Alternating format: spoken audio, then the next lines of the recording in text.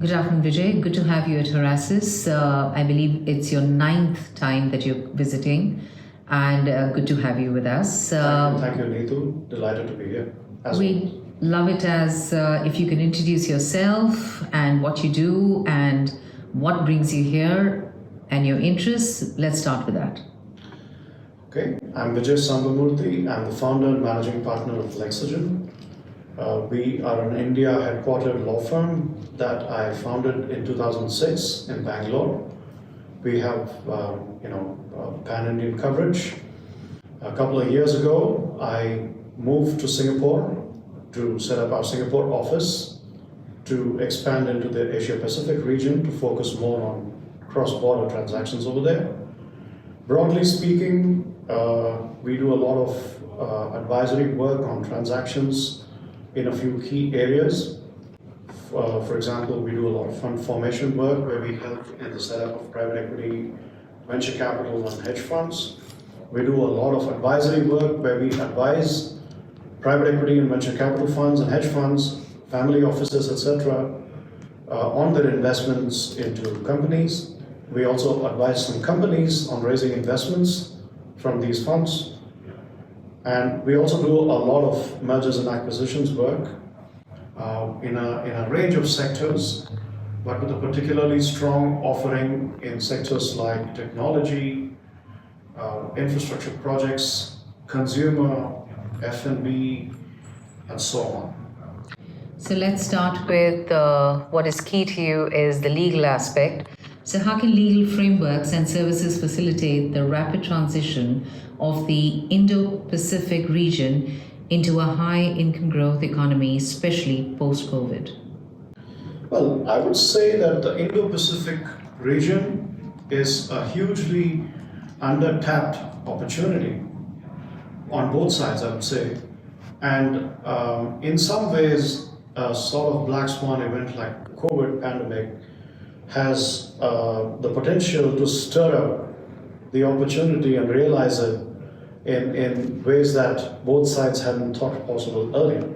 So speaking as somebody with definitely a much deeper understanding of the Indian part of the equation, I would say that the pandemic has given rise to much more awareness of the inadequacies of either side of the equation. So the Indian, leaders and business leaders as well as political leaders have seen that some of the aspects of our supply chain were shown to be not very great.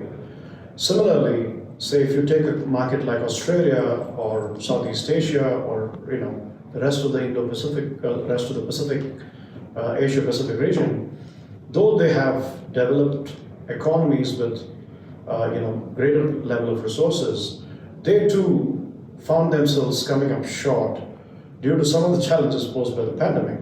So what this really means is, in terms of opportunity, both Indian businesses and Asia-Pacific businesses can actually win and win big by cooperating, by identifying the areas where they need each other's help. India is always viewed as a huge market, but what people don't realize is we are also a good mix of a great market, and a great talent pool, and a great manufacturing base now, thanks to our Prime Minister's and government's efforts to push, Make in India, as we call it. So there's a lot of opportunities waiting to be tapped. And speaking from the prism of a lawyer, I would say that the legal frameworks are as important as the political and economic frameworks to make it happen. So in your view, what is the role of law in aiding the recovery of production units and supply chains affected by COVID pandemic in the Indo-Pacific region? The role of law is always extremely important. Obviously I say that, it may sound like a statement with a vested interest, but it's true. People don't realize that when they are looking at a supply chain problem or a supply chain issue, they're not really necessarily dealing with a legal issue, but that couldn't be more wrong in my view. I think what needs to happen is people need to look at some level at why the supply chains were not optimal in the first place, And some of the reasons for that was that we did not have the enabling legal frameworks. So I think that both sides in the Indo-Pacific equation need to understand that there are some legal reforms that will be required both internally and externally. Now, what do I mean by internally? Internally, some laws need to be made in both the countries to better facilitate participation. For example, certain investments in certain sectors could be restricted in both, both regions or both countries, and those need to be looked at in a little more strategic sort of fashion. External could be, for example, free trade agreements. India could explore a free trade agreement, which it is doing with Australia, and also with some of the states in Australia. Now, these need to be given teeth to, so they need to become more credible. And also, industry needs to act up as well. They need to have a harmonious, empowering of industry, and the way to do it is by policy reform. So that's where the legal framework kicks in as well. So, from a legal perspective, which sectors in India and Australia do you see attracting greater investment and innovation, and how should legal strategies be tailored to these sectors? Mm-hmm. That's a great question. I would say, historically, Australians have been very strong, for example, in sectors like mining, in sectors like infrastructure, and by infrastructure I mean both dirty infrastructure or the old infrastructure projects that left a huge carbon footprint, to also the new clean green infrastructure like green hydrogen projects, etc. Those are all areas where, say, Australia, for example, is very strong, and India has been very, very strong in more of the knowledge economy industries. Our talent pool is considered the best in the world, and especially in areas like technology, data sciences, AI analytics, and so on. But even in areas like biotechnology and pharmaceuticals, Indian companies have made giant strides over the last 20 years. We used to be largely known as a land of copy and paste actors in the business side, but I think the pharma and biotech industry too has made tremendous progress. So that's again a big area where the Indian side can contribute to Australia and to the rest of the APAC region. I would also say another area where both countries could benefit is mutually is tourism. So one big factor is that both countries need to look at opening up more air travel routes. Currently, for example, the connectivity between Australia and India is not great. There's not enough of direct flights. So as a result, the business community doesn't get to travel there, and that is why another reason why events like the Horasis India meeting are great, because they bring the business community together. But I think the governments and the tourism industry and the airlines industry need to kind of wake up and to deepen the opportunities available. So, how do you believe legal education impacts the industry, and what changes do you think are necessary in legal education to meet contemporary challenges? Well, legal education is not a direct, contributory to these kind of changes, but it is let's call it the legal awareness. Yeah, I would say that legal awareness is definitely a very important factor, and speaking from my own Indian experience, I have seen over the last 26 plus years that I've been a transactional lawyer, that it used to be abysmal. The level of awareness of law, even amongst fairly established businesses, used to be abysmal. And more importantly, the level of awareness of the importance of having good legal advice used to be terrible.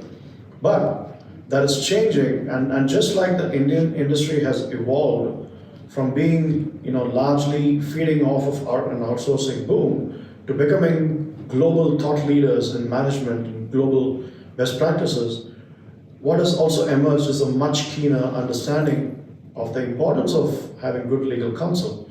And that's why premium legal firms such as ourselves have the ability to command a great clientele whose trust keeps us going.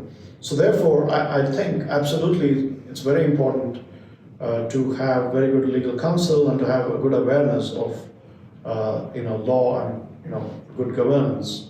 It's becoming even more important. So, taking from trust, I mean, every country wants new investments coming in and collaborations to happen. With regards to India, there's always, or has been, I'm not sure, you can educate me here, there's always been a fear factor in terms of would my investments be safe, would it be secure? Do you see a huge shift that's happened in the terms of legal advice or legal regulations, like as you said, you really participate in the mergers and acquisition. Absolutely. Do you feel it's become simpler, or has it become more complicated to put away the investors?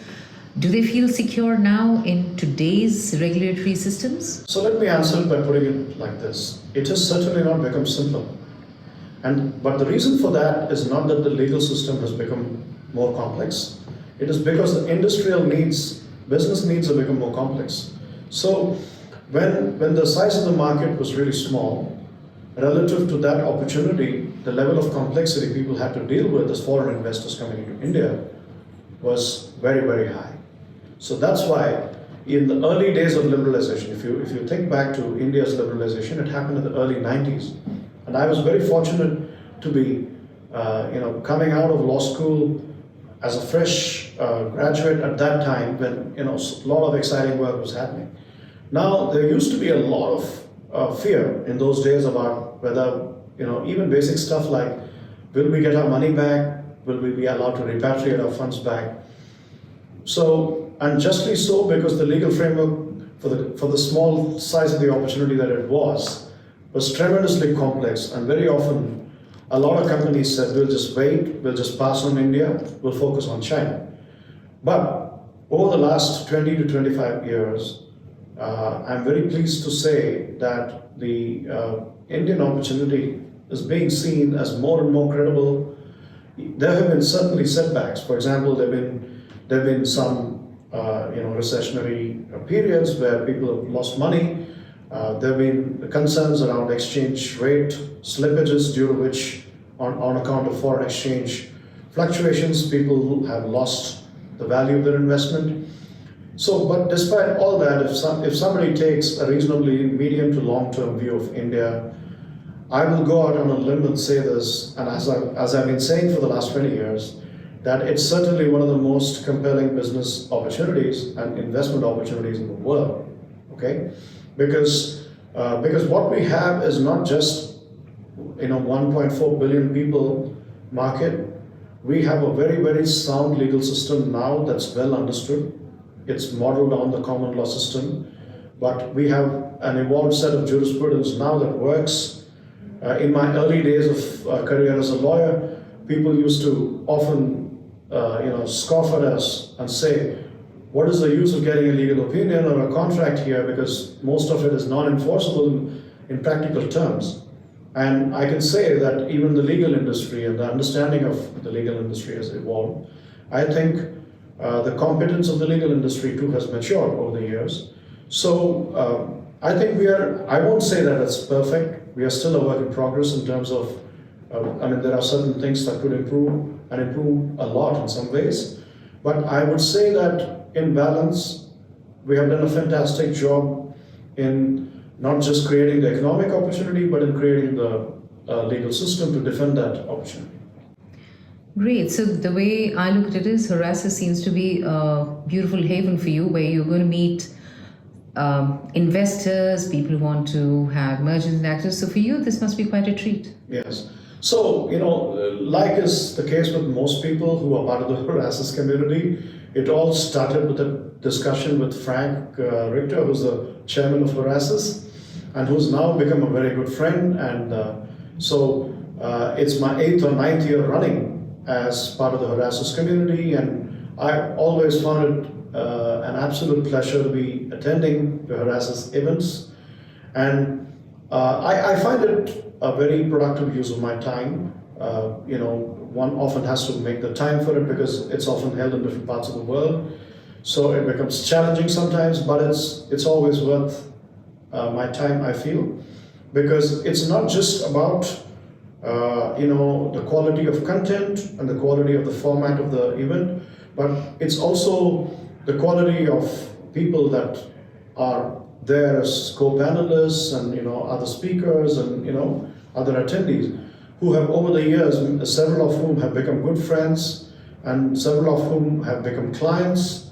So it's a very satisfying feeling, but that kind of thing doesn't happen overnight. You have to invest the time and effort in building that bond with the Horasis community. But it's been a wonderful journey for me, and I would highly encourage everybody else to give it a shot. So in Adelaide, what is the one key takeaway that you have? I think the one key takeaway is, on a funny note, despite the fact that we lost to the Australians in the World Cup final, I still have to say it is a beautiful stadium they have here, the Adelaide Oval. We had the pleasure of having dinner there and overlooking the Adelaide Oval, and that is a delight for me. But on a more serious business note, I think there are tremendous opportunities which I have personally discovered more about, especially in my conversations with people from South Australia, because that's the state where Adelaide is, and in my conversations with some entrepreneurs and investors from here, I have learned of some very, very interesting progress and efforts being made, especially in the renewable and clean energy space. There's a lot of action happening, say, in green hydrogen and stuff like that, which I think is very exciting. I think there's a lot of ground to be covered in Indo-Australian relations, and I think I feel very confident and hopeful that myself and Lexygen will be a part of that, helping that journey of entrepreneurs from both sides and investors from both sides do business with each other. Great. Thank you for being with us, and look forward to seeing you in Vietnam for the Asia Meet dated 3rd and 4th of December. Thank you so much for your time. Thanks.